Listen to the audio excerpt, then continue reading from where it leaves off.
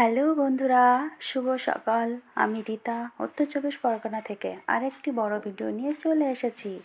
বন্ধুরা দেখো, ছাদে এসে দেখলাম আমার এই গাছে খুব সুন্দর ফুল ফুটেছে, তাই একটু ক্যামেরা বন্দি করলাম। বন্ধুরা, যত্ন করার পরে সেই গাছ থেকে যদি ফুল পাওয়া যায় কত ভালো লাগে বলো।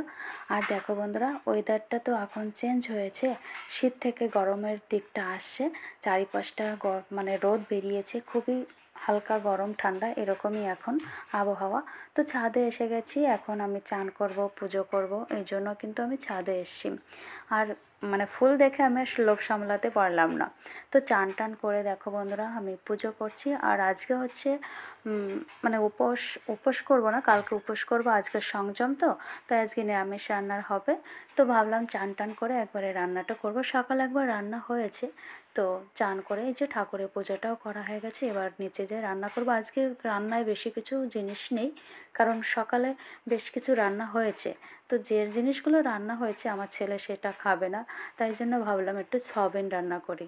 তো শাশুড়ি মা বললো একটু টমেটো রান্না করো, মানে ঝোল টক মতো একটা যে টমেটোটা রান্না হয় সেই রকমের। তাই জন্য ছেলের উপলক্ষে এই সয়াবিনটা রান্না করছি, সেই সঙ্গে ভাবলাম একটু বেশি করে করি, আমরাও খেয়ে নেবক্ষণ।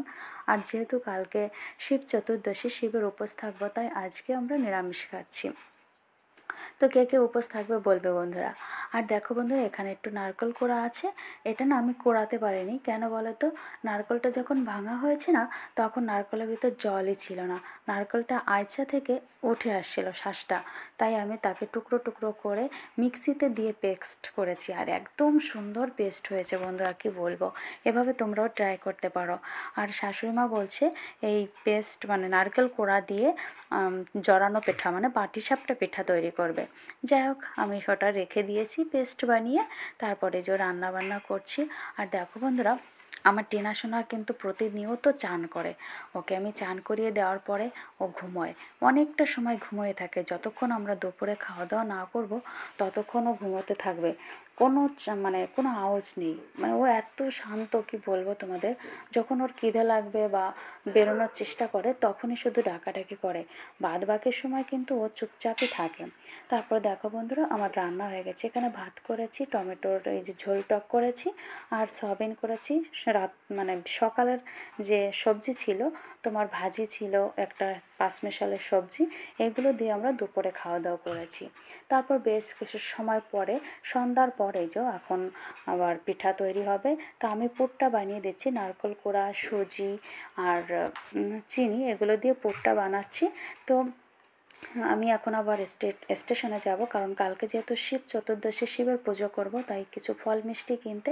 তো শাশুড়ি মা বললো আমাকে পুরটা বানিয়ে দিয়ে যাও, তারপরে তুমি যেও ওখানে। তাই জন্য আমি এই যে পুরটা বানিয়ে দিচ্ছি, আবার রেডিও হয়ে গেছি যাওয়ার জন্য। আর শাশুড়ি মা এই যে পিঠাও বানানো শুরু করে দিয়েছে, উনি ব্যাটারটা গুলাচ্ছিল। তো উনি বললাম যে তুমি বানাও, আমি আসছি। তাই বলে আমি স্টেশনে চলে গেছি। আর ওখান থেকে আমি ফল মিষ্টি, পুজোর জন্য যত যাবতীয় জিনিস লাগবে আমি সব কিছু কিনে বাড়িতে নিয়ে এসেছি। তো আগের দিন কেনা না থাকলে হয় না। আর দেখো বন্ধুরা, তারপর বাড়ি এসে দেখছি সব পিঠা বানানো হয়ে গেছে, খেয়েও নিয়েছি, খুব টেস্টি হয়েছিল। তো বন্ধুরা, আজকের ভিডিওটি তোমাদের কেমন লাগছে অবশ্যই কমেন্ট করে জানাবে। টাটা।